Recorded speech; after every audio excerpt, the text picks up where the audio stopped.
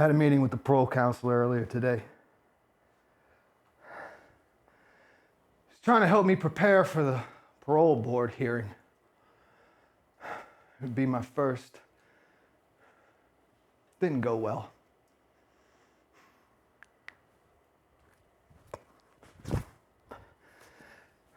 I never thought I'd be in a place like this. Prison sits along the Jersey Turnpike in Rahway. We used to pass it on our way down the shore. I remember sitting in the backseat of our car thinking, I wonder what it'd be like to have to live there. And then it'd be gone, forgotten. Now, when I'm working in the laundry, I sometimes look out the small barred windows at the car speeding by and wonder what they think when they pass here. Probably think we're all monsters.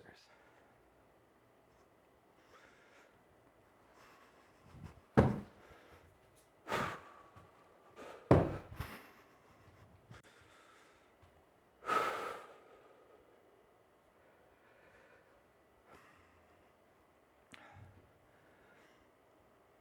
parole counselor was pushing me to plead my case. Play up all the good things I've done. What good things? I'm thinking, what's the point in that? It became very clear to me after settling into my cell that I better have a good relationship with my head if I'm going to make it in here. Either that or fill it with prison politics, how to reward your friends, punish your enemies, get the stuff you need. I wish I could say I was able to tame my mind.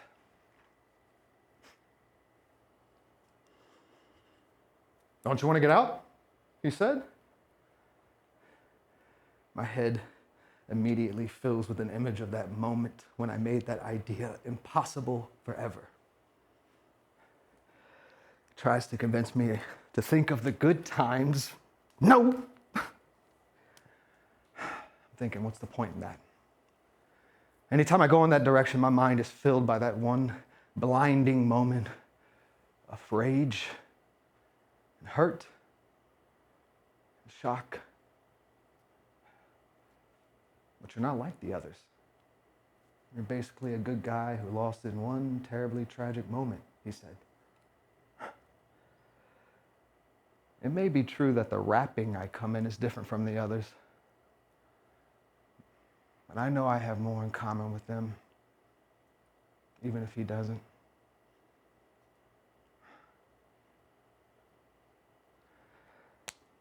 You're right. You're right, to think I'm lying if I say I never fantasize about getting out.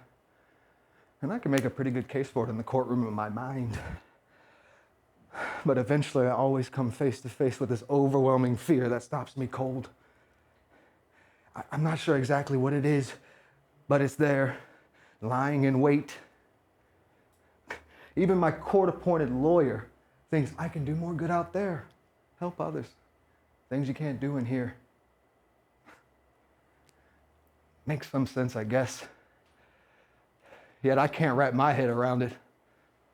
There's always this beast within preventing me from going there. I sometimes wonder what it is exactly. And can it be tamed? Should it be tamed?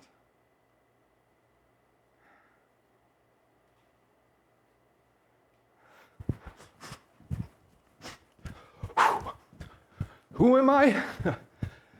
Once upon a time, I knew, or thought I did. Kind of a puny but happy kid until I hit my teens and fucking exploded. I loved becoming big and strong and powerful. I lifted weights every day, religiously, to push it even further. I wasn't into sports, but my friends constantly tried to get me to join the football team. But my heart was set on the Marines. My senior year, I had it all lined up. Spoke with the recruiter. I'd go in a day in after graduation. But then I met Betty, and nothing ever felt so right. We We clicked immediately. We did everything together, inseparable. I pushed my start date back a few weeks so we can get married. We did. And no one was ever happier than I was. Except for maybe her. I couldn't wait to get back from my tour so I could spend every day with her. No, just stop. Don't go there. No. Not a good idea.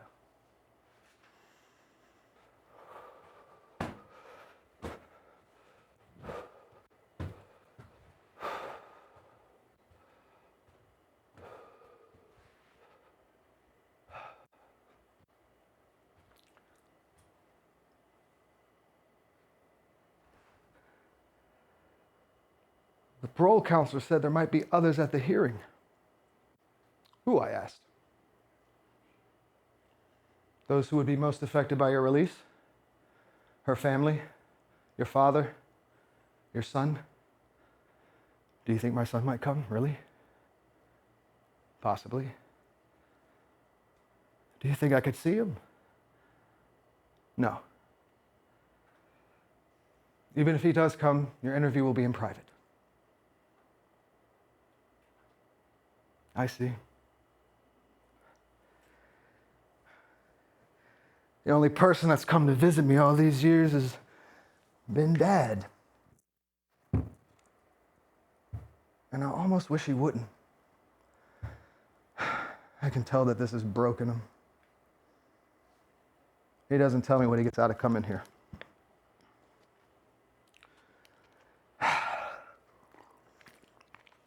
My son was born while I was in Iraq.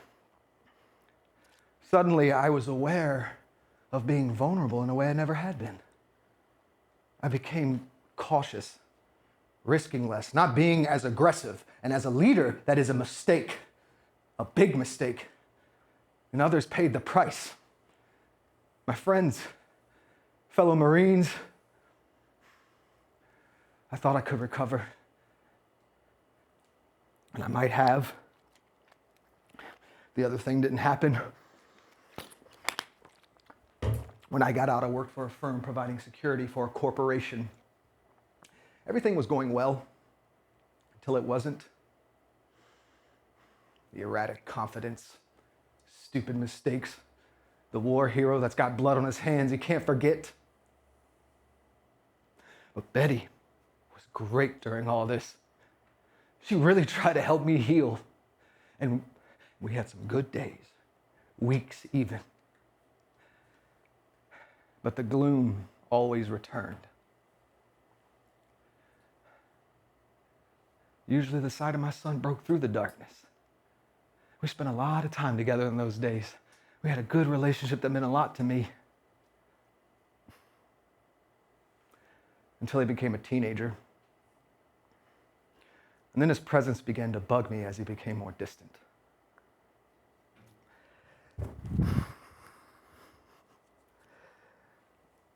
I tried to fight those feelings, but they were relentless.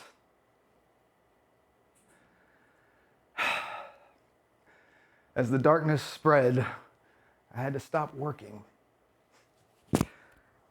Thought it would be for a few weeks. Then it turned out to be slowly forever. Still, Betty was right there, rolling with the punches, trying to lift me up, keep us going. But as the stressors mounted, it began to wear her down too. The fighting, arguing, silences all increased. I saw all this happening, but I didn't know what I could do to change it. And even if I did, I couldn't summon up the energy to do anything except for get angry.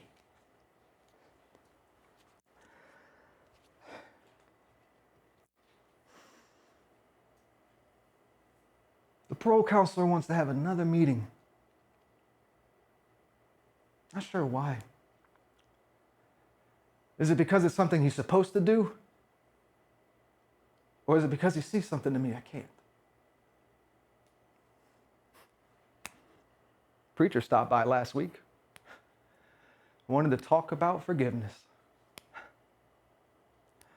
I'm actually good at forgiving, with one exception. He prodded me as to why that was and what stood in the way of offering that to myself. Guilt, regret, perfectionism. Sure, all those things. But there was one other thing, and he knew it, and so did I.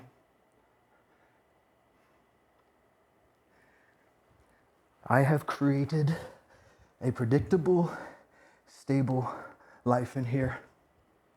Oh yeah, people disrupt it from time to time, but it works for me. Am I happy? That's a stupid question. Happiness is not possible for me. No, a flat, drab kind of contentment is the best I can expect. After all, I did it. I did it.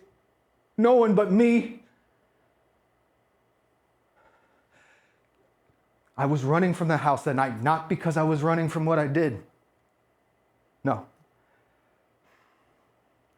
I was running because I couldn't stand the fact that my son had walked in and seen the bloody effect of my rage.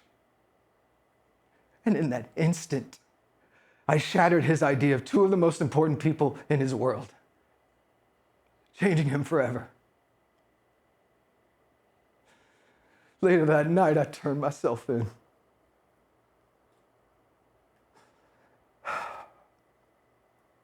As a combat veteran, I have seen it cause a lot of bloodshed.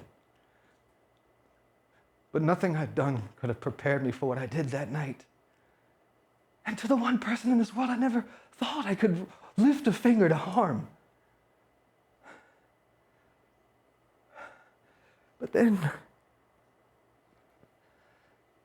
in the heat of that argument, she said something that anybody else could have said and I would have blown off, but coming from her, I don't know. It cut deep, deeper than I could ever imagine. And I turned into an animal, flooded with hurt and rage, thirsting for blood, consumed with a desire to punish. It terrified and disgusted me. Up until that point, I never thought I was capable of doing such things. Why? Why did it cut so deeply? I've tried to dissect the words, see where the path led. Oh, sure, I can see how I was worn down by stress, weakened by depression, and corroded by the guilt of failing my fellow Marines, but none of that offers a meaningful explanation. No. The bottom line is that under the right circumstances, that part of me is there. Lying there.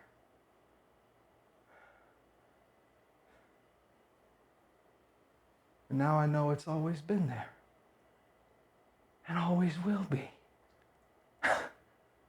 That's it. That's why the thought of leaving prison terrifies me. I don't know what lies beyond these walls. All I know is that in here, I'm safe. Because I can never get close enough to anybody in here to ever risk losing control because of something they said or did. Maybe, just maybe, the beast within is really my friend, keeping me from ever having to go to that place, from ever having to become that person, a person capable of causing such pain, creating such horror. Yes. That's it. I don't need forgiveness. I need protection. It's my own sentence, and the only one that counts.